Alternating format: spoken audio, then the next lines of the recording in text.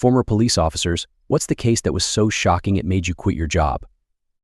As a former officer, my life changed forever the day I was called to respond to a report of a woman who had an armed intruder in her home. We raced to the scene, and as soon as we arrived, we surrounded the house. But when we reached the front door, we found it unlocked. We cautiously entered and conducted a thorough search of the premises, praying that the woman was still alive and unharmed.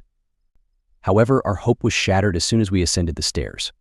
We discovered her lifeless body, likely just minutes after her death. It was a devastating sight, one that never gets easier no matter how many times you witness it. We secured the scene and called in our forensics team. That's when my world truly began to crumble. In a cruel twist of fate, my brother's fingerprints were found on the woman's body, and he immediately became the prime suspect. I remember feeling like my entire world was falling apart. That night, I drowned my sorrows, unable to process the implications of what I had just learned. As we dug deeper into the investigation, we discovered that the victim had been in a relationship with my brother years ago, which seemed to provide a motive.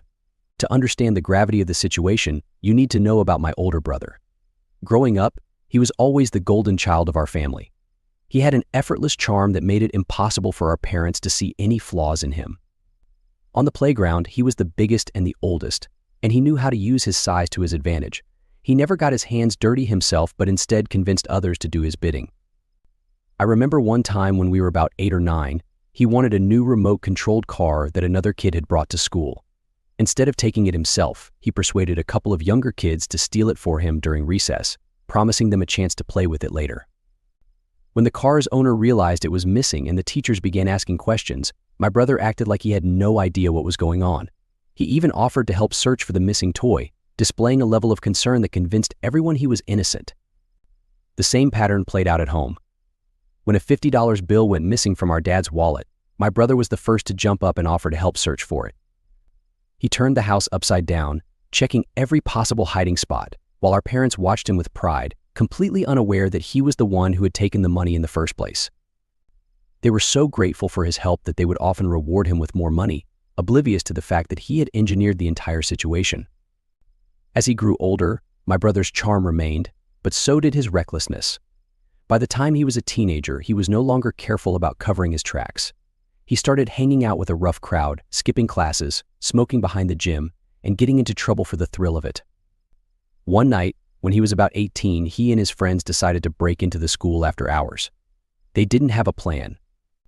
They just wanted to see if they could get away with it. They smashed a window, ransacked classrooms, and spray-painted graffiti on the walls. Unsurprisingly, they got caught, and the police came to our door. But even then, my parents couldn't believe their good son could be involved in something like this. When the police left, my brother just shrugged it off like it was no big deal, and our parents didn't even raise their voices. They simply asked him to do better, and that was the end of it. No punishment, no grounding, not even a stern word. This was the story of his life. He kept pushing the limits, seeing how far he could go, and our parents always let him off the hook. But now, fast forward to the present, and the evidence against him in the woman's death was overwhelming. The crime scene technicians found his fingerprints on the woman's clothing, and they matched perfectly. I knew I had to talk to him to find out what was really going on, but when? I called his phone, he didn't answer. Panic set in, and for a brief moment, I began to believe he might actually be guilty. But I quickly pushed that thought aside and raced to his house, hoping it was all a big misunderstanding. When I arrived, the place was a mess. It looked like he had packed up and left in a hurry. Clothes were strewn everywhere, drawers were yanked out, and his safe was wide open and empty. It became clear that he was on the run. The department launched a full-scale manhunt for him, and his face was plastered on every news channel. Every cop in the city was looking for him, and there I was, torn between my duty as an officer and my loyalty as a brother. I couldn't fathom the idea that he might be capable of murder, but the evidence was undeniable. Days went by with no sign of him. I was barely sleeping, barely eating. My life was unraveling. Then we got a break. A motel manager on the outskirts of town called in a tip, saying a man who looked like my brother had checked in under a fake name. I rushed there, my heart pounding the entire drive. I kept thinking, could my brother really have done this? We surrounded the building as soon as we arrived, and I prayed that I wouldn't have to be the one to put him in cuffs. We knocked on the door, and I called out to him, telling him to come out with his hands up. There was a long pause, then the door creaked open, and my brother stepped out. He looked awful, disheveled and pale, like he hadn't slept in days. But what hit me the hardest was the look in his eyes. He begged me to believe him, swore to me that he didn't do it. He pleaded with me, saying that someone had set him up. He was so convincing that every fiber of my being wanted to believe him, but the evidence was too strong. His fingerprints were on the weapon, the timeline matched perfectly, and there was his history with the woman. Everything pointed to him, and there were no other suspects.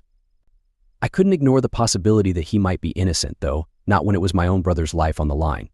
I threw myself into the investigation, going over every piece of evidence, interviewing everyone who might have seen or heard something. I was desperate to find anything that could prove my brother's innocence. One night, it was late, and the station was almost empty. I was going through the crime scene photos again when I noticed a small, faint smudge on the back door frame in one of the photos. I zoomed in and my heart sank. It was a fingerprint, slightly smeared, like someone had grabbed the door in a hurry. I checked the forensic report and compared it to my brother's prints. It was a perfect match. This was the back door, the one the woman rarely used. My brother had been there, likely trying to leave unnoticed. I looked closer at the photo and saw something else on the ground beneath the print, a tiny, sparkling object. I hadn't noticed it before. I had the technicians enhance the image and identify the object. It was the woman's necklace, lying on the ground where his fingerprint was smeared on the frame. The truth hit me like a punch to the gut. He had struggled with her, ripped the necklace from her neck, and then fled. He had taken her life. The trial was one of the hardest things I've ever had to sit through. Watching the prosecution lay out their case piece by piece was like being stabbed over and over again. They painted my brother as a cold-blooded monster, someone who, without remorse, took a human life. They argued that he had snapped and taken out his anger on his ex-girlfriend, and with the evidence they had, it was hard to argue against them. The defense tried to poke holes in the prosecution's case, but it wasn't enough. I sat there day after day, feeling like I was living in a nightmare. My brother often tried to get me to help him, but I didn't know what to do. I was torn between my duty as an officer and my love for my brother. As the trial dragged on, I could see the toll it was taking on everyone. My parents were a wreck, my colleagues didn't know how to talk to me, and I felt like I was losing myself in the process. I couldn't sleep, couldn't think straight, my whole life was falling apart. But no matter how hard I tried, the truth was staring me in the face. The day the verdict came in, my world shattered. The jury found him guilty on multiple counts, including first-degree murder, breaking and entering, and assault with a deadly weapon. The words hit me like a sledgehammer. I looked over at my brother, and he just stared at the ground. He had always been the one to get away with everything, but now he was going to spend the rest of his life in prison. The sentence was life without parole.